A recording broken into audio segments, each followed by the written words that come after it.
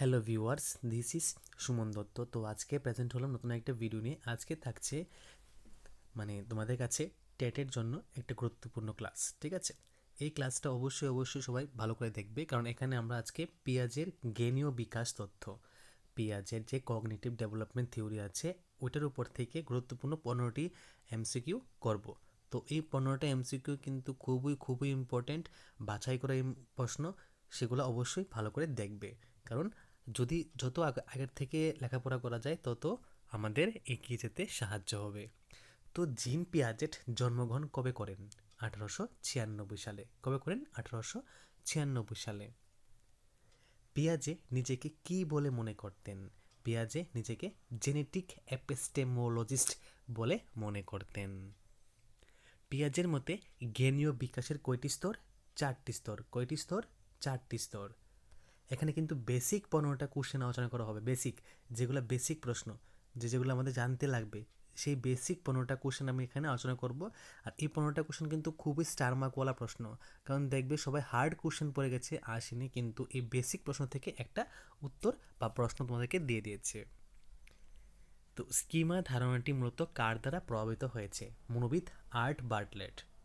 মনোবিদ art বার্টলেটের দ্বারা। Schema কি? নতুন কোনো তথ্যকে আয়ত্ত করার নাম হলো স্কিমা।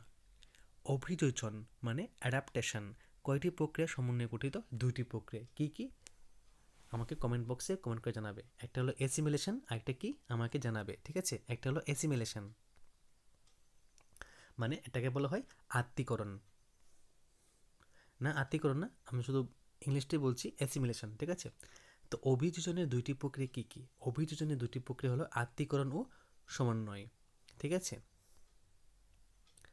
তো আত্মীকরণ বলতে কি বোঝায়?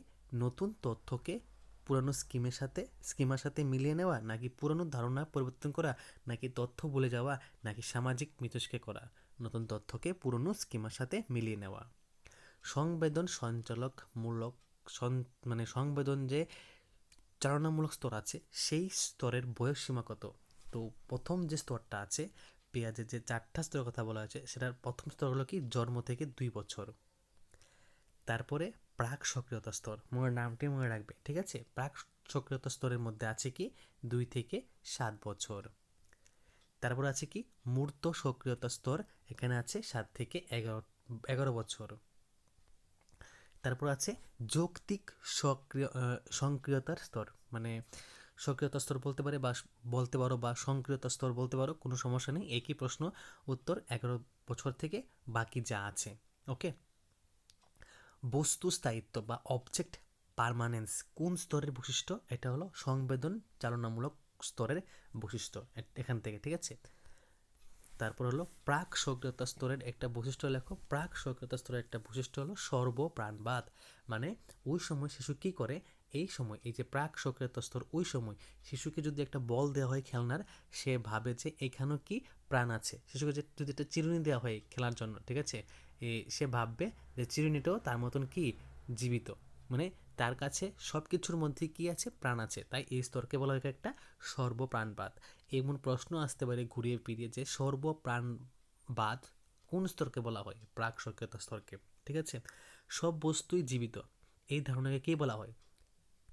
আমি এখন যে আলোচনা করলাম এটাকে বলা হয় কি সর্বপ্রাণবাদ। কি বলা হয়? সর্বপ্রাণবাদ।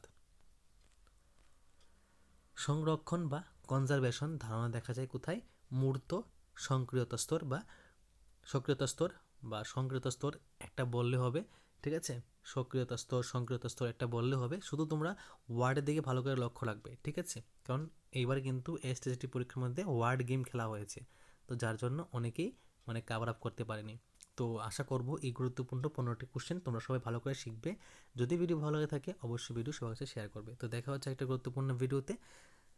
সবাইকে অসংখ্য ধন্যবাদ।